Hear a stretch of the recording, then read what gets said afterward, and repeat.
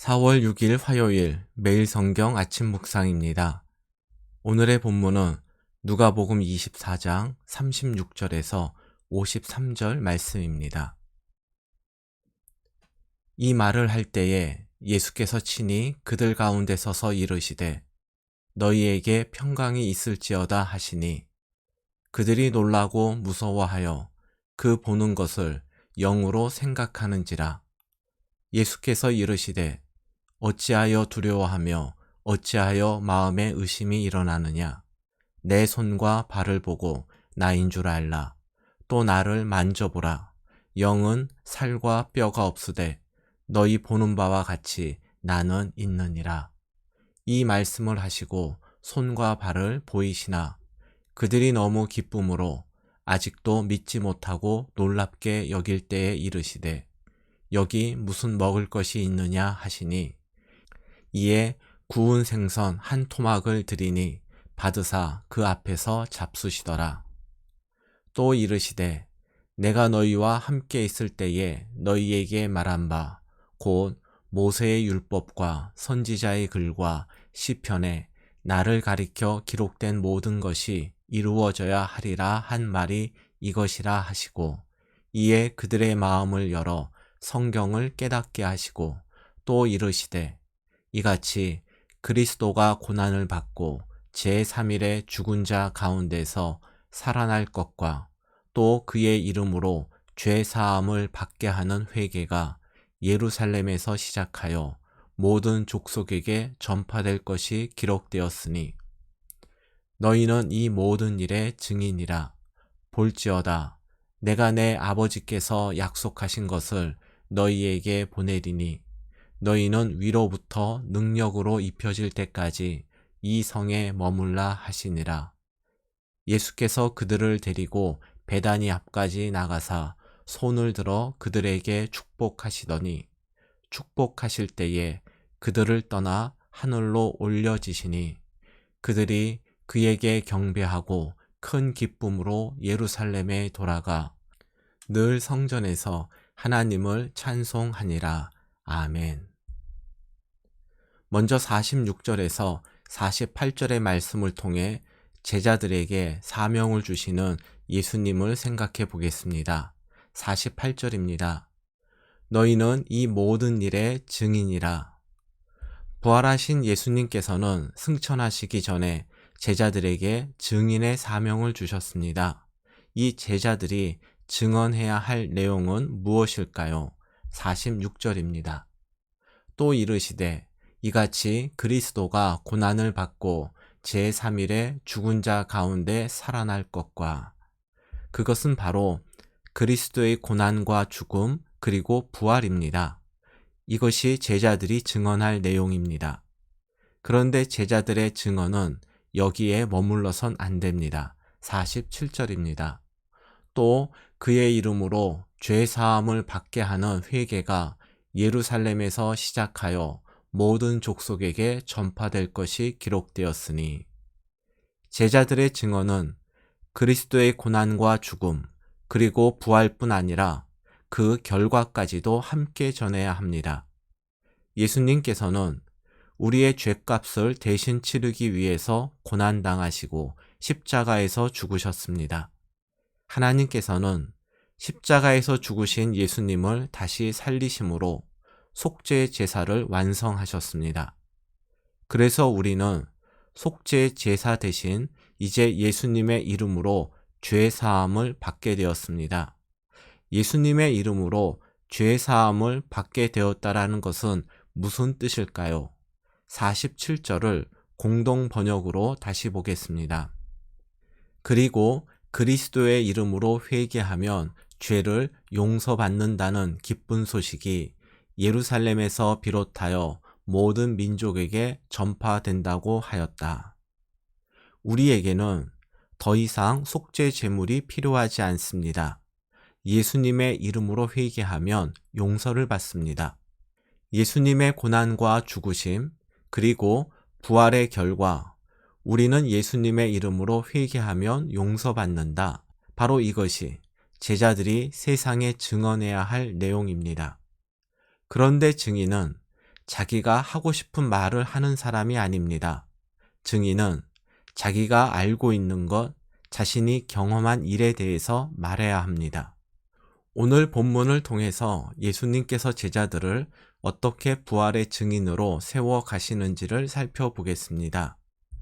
36절에서 43절의 말씀은 제자들의 의심을 확신으로 바꾸어 주시는 예수님의 모습이 나옵니다. 36절 말씀에 나오듯 부활하신 예수님께서 제자들에게 나타나셔서 평강이 있을지어다 이렇게 인사하셨습니다. 그리고 37절을 보면 제자들은 갑자기 나타난 예수님을 영으로, 여기서의 영은 유령이란 뜻입니다. 즉 유령으로 생각하고 매우 놀라워하고 무서워했습니다. 38절과 39절 말씀을 보면 예수님은 당신의 손과 발을 제자들에게 보여주시며 만져보라고 하십니다. 그런데 41절을 보면 제자들은 예수님이 몸으로 부활하신 것을 확인하고 기뻐했으나 여전히 믿지 못했습니다. 그리고 42절, 43절을 보니 예수님께서는 제자들에게 음식을 달라고 하셔서 그들 앞에서 구운 생선 한 토막을 잡수셨습니다. 이 말씀들의 의미는 예수님께서 제자들에게 감각적인 경험을 통해서 예수님의 부활에 대한 제자들의 의심을 확신으로 바꾸어 준다라는 의미를 담고 있습니다. 부활한 주님을 보고 만지고 또 함께 식사하는 것과 같은 실제적인 만남, 바로 이 경험이 있었기에 제자들은 부활의 증인으로 살아갈 수 있었습니다. 부활의 증인으로 살아가기를 원하십니까? 그렇다면 지금도 살아계시는 예수님을 눈으로 보고 손으로 만지는 것과 같은 실제적이고 구체적인 주님과의 만남을 허락해 달라고 기도하십시오. 이러한 영적 경험이 우리의 증언을 더욱 풍성하게 할 것입니다. 44절과 45절에서는 예수님께서 제자들에게 성경을 깨닫게 해 주십니다. 직접 몸으로 겪은 것만 증언의 자격이 있는 것은 아닙니다. 우리가 아는 것, 진리라고 믿는 것도 증언에 포함이 됩니다. 그래서 예수님께서는 제자들에게 성경을 깨닫게 해 주십니다. 44절과 45절 말씀을 보겠습니다. 또 이르시되 내가 너희와 함께 있을 때에 너희에게 말한 바 곧 모세의 율법과 선지자의 글과 시편에 나를 가리켜 기록된 모든 것이 이루어져야 하리라 한 말이 이것이라 하시고 이에 그들의 마음을 열어 성경을 깨닫게 하시고 예수님의 고난과 죽음 그리고 부활 사건은 구약 성경에 기록된 그리스도에 관한 예언의 성취였습니다. 이것이 의미하는 것은 예수님의 고난과 죽음, 부활이라는 일련의 사건이 우연히 일어난 일이 아니라 하나님의 계획과 섭리 아래 이루어진 하나님의 역사라는 것입니다. 그래서 제자들은 예수님의 부활을 후에 이렇게 증언하였습니다.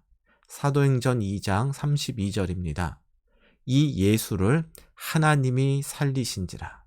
하나님이 예수님을 살리셨다는 제자들의 증언은 이것뿐 아니라 사도행전에 10번 이상 나옵니다. 부활의 증인은 자신의 지식을 자랑하지 않습니다. 부활의 증인은 예수님의 죽으심과 부활이 하나님의 섭리 안에 이루어진 하나님의 역사임을 증언합니다. 더 나아가 예수님을 다시 살리신 하나님께서 우리도 다시 살리실 것을 믿고 전하는 것이 부활의 증인이 해야 할 일입니다. 이제 마지막으로 49절에서 53절 말씀을 통해 이 증인들을 위해 예수님께서 준비하신 것이 무엇인지를 알아보겠습니다. 예수님을 죽인 동족 유대인들에게 예수님의 죽으심과 부활이 하나님의 섭리이고 예수님의 이름으로 회개하면 죄 용서를 받는다라고 말하는 것은 쉽지 않습니다. 제자들에겐 이건 매우 많이 어려운 일이었습니다. 그래서 예수님께서는 제자들이 증인의 사명을 잘 감당하기 위해서 그들에게 필요한 것들을 준비해 두셨습니다. 먼저 성령님입니다. 49절입니다. 볼지어다 내가 내 아버지께서 약속하신 것을 너희에게 보내리니 너희는 위로부터 능력으로 입혀질 때까지 이 성에 머물라 하시니라. 사람의 증언은 힘이 없지만 성령님을 통하여 제자들의 증언에 위로부터 오는 능력이 덧입혀질 때 그 증언을 통해 죽어가는 영혼이 살아나는 역사가 일어날 것입니다. 50절에서 53절 말씀입니다. 예수께서 그들을 데리고 베다니 앞까지 나가사 손을 들어 그들에게 축복하시더니 축복하실 때에 그들을 떠나 하늘로 올려지시니 그들이 그에게 경배하고 큰 기쁨으로 예루살렘에 돌아가 늘 성전에서 하나님을 찬송하니라. 예수님은 승천하시기 전 이 땅에서 마지막으로 하신 일이 바로 제자들을 축복하신 것입니다. 예수님의 축복을 받은 제자들은 예수님께서 승천하시어 곁에 계시지 않음에도 불구하고 이 제자들은 큰 기쁨 속에 예루살렘으로 돌아가 하나님을 찬송하게 됩니다. 누가가 예수님의 축복이라 표현한 것을 마태는 예수님이 제자들에게 하신 약속으로 표현하였습니다. 마태복음 28장 19절에서 20절입니다. 그러므로 너희는 가서 모든 민족을 제자로 삼아 아버지와 아들과 성령의 이름으로 세례를 베풀고 내가 너희에게 분부한 모든 것을 가르쳐 지키게 하라. 볼지어다 내가 세상 끝날까지 너희와 항상 함께 있으리라 하시니라. 부활하시어 지금도 살아계시는 예수님께서 부활의 증인들과 세상 끝날까지 함께 하시겠다고 약속하셨습니다.